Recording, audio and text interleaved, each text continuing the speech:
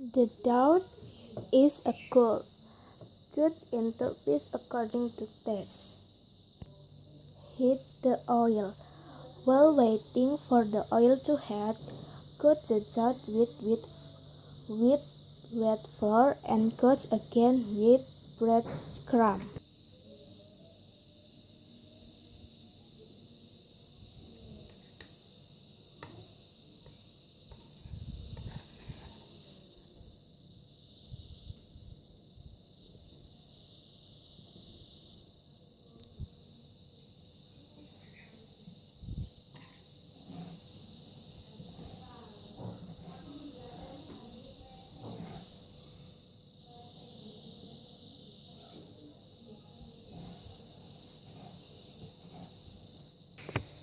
Frying this chicken nugget, cooking until served.